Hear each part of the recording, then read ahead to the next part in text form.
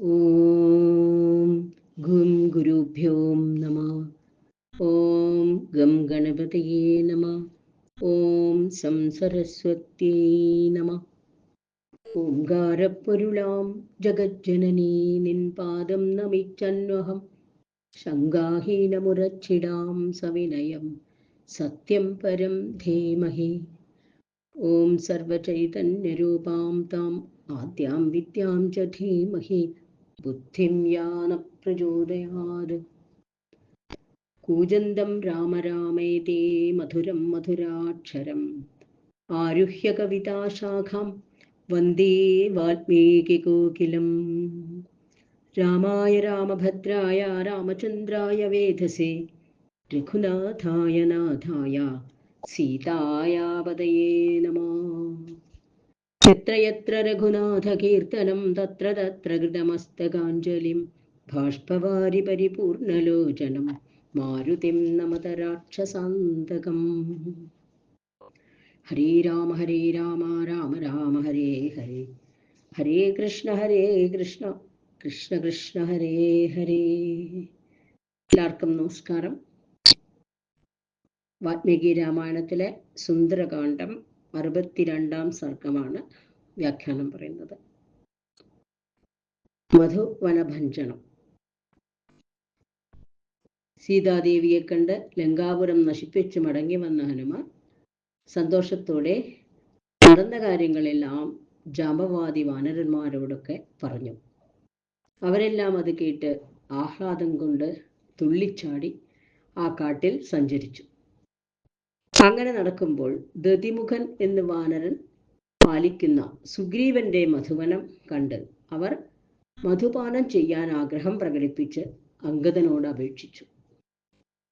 അംഗദൻ ജാമ്പവാദികളെ, വൃദ്ധരായ ജാമ്പവൻ, ഹനുമാൻ തുടങ്ങിയവരെല്ലാം സമ്മതിപ്പിച്ച് തേൻ കുടിക്കാനുള്ള അനുവാദം അവർക്ക് നൽകി.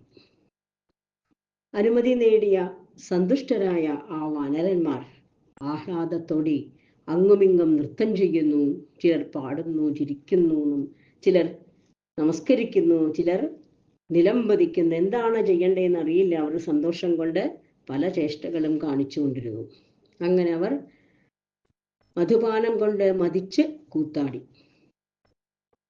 ഇത് കണ്ട് വനം സംരക്ഷിക്കുന്ന ദധിമുഖൻ എന്ന വാനരൻ, അത് സുഗ്രീവന്റെ അമ്മാവനാണ്, സുഗ്രീവന്റെ ആ വനം കാത്തുരക്ഷിച്ചു വരുന്നത്, പാലകന്മാരോട് കൂടി വന്നിട്ട് അവരെ തടുത്തു. ബലമായി തടഞ്ഞപ്പോൾ ഭയരഹിതരായി അവരെല്ലാം ചേർന്ന് ആ ദതിമുഖനെ വലിച്ചിഴച്ച് മാന്തിയും കടിച്ചും തല്ലിയുമൊക്കെ അവശനാക്കി. ഹനുമാൻ തുടങ്ങിയവരൊക്കെ അനുവാദം കൊടുത്തു മധു ഉണ്ണാനായിട്ട്. ആ ധൈര്യത്തിലാണ് അവരതെല്ലാം ചെയ്തത്.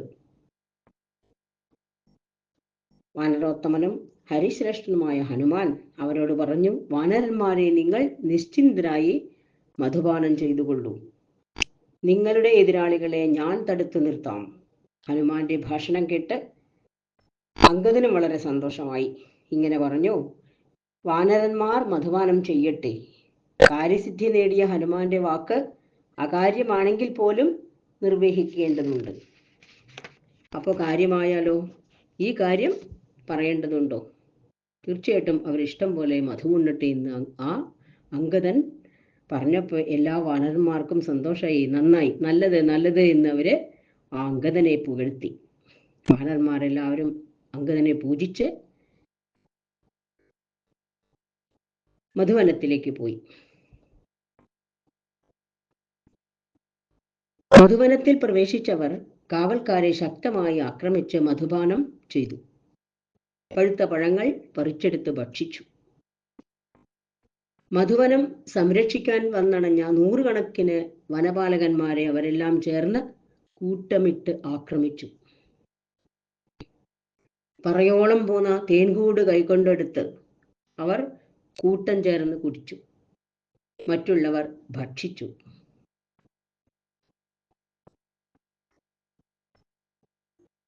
മറക്കടന്മാരെല്ലാവരും ആ മധുപാനം ചെയ്ത് മതിമത്തരായി.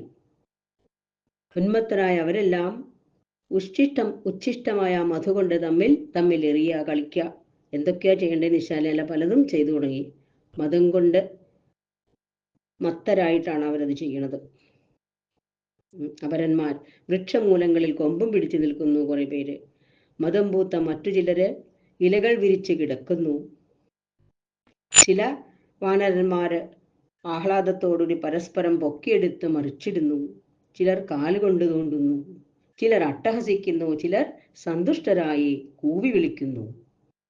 അതുകൊണ്ട് മത്തരായ ആ വാനരന്മാർ കുറെ പേര് മണ്ണിൽ കിടന്നുറങ്ങുന്നു.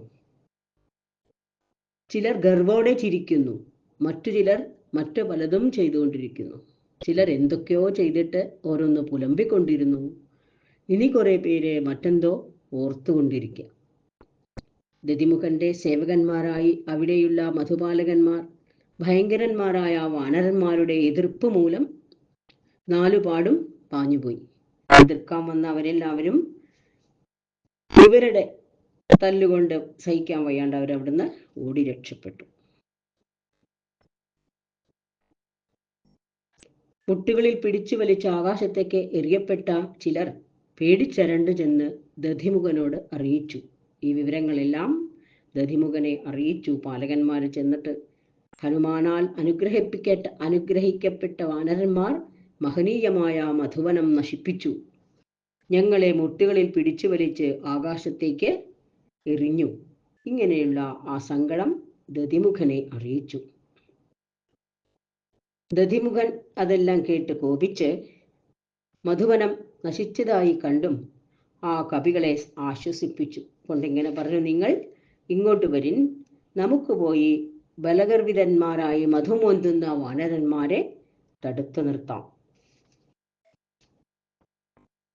ദതിമുഖന്റെ ഈ വാക്ക് കേട്ട് ആ വീരന്മാരായ വാനരന്മാരെല്ലാം വീണ്ടും അവനോടൊത്ത് മധുവനത്തിലേക്ക് പോയി.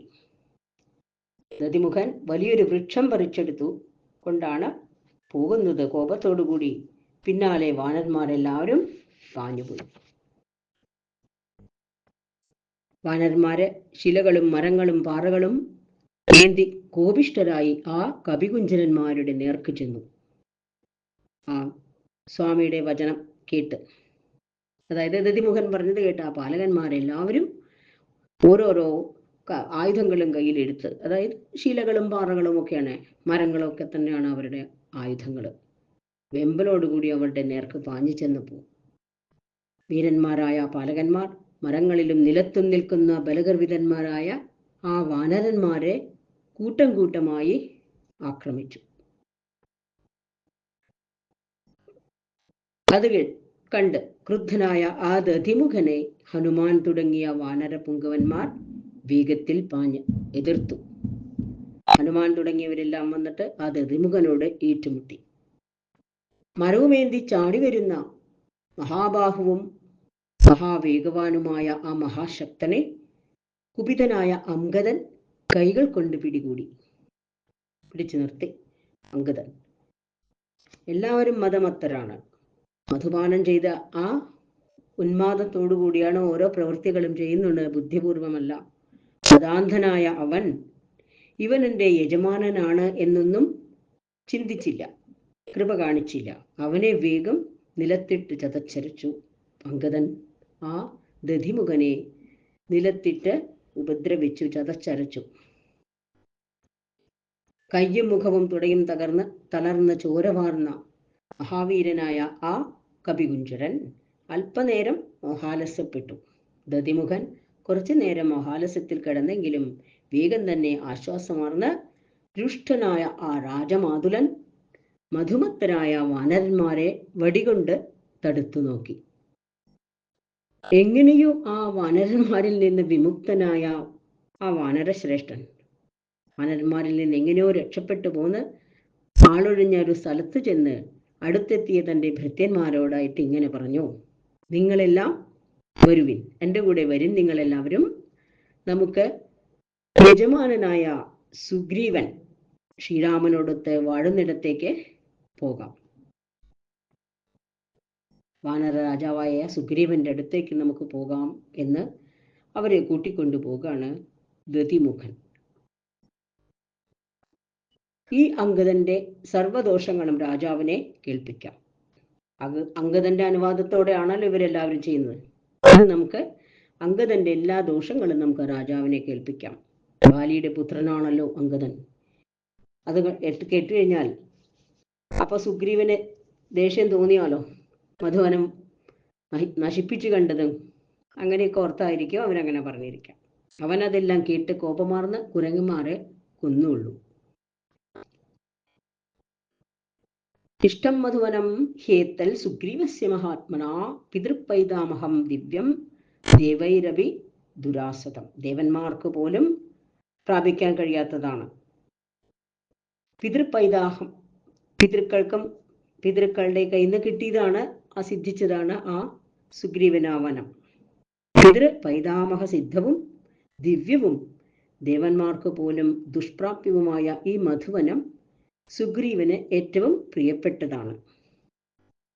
അതിനാൽ തേൻകൊതിയന്മാരും ആയുസ്സൊടുങ്ങിയവരുമായ ഈ വാനന്മാരെയെല്ലാം സുഹൃജനങ്ങളോടൊപ്പം സുഗ്രീവൻ കൊന്നൊടുക്കും.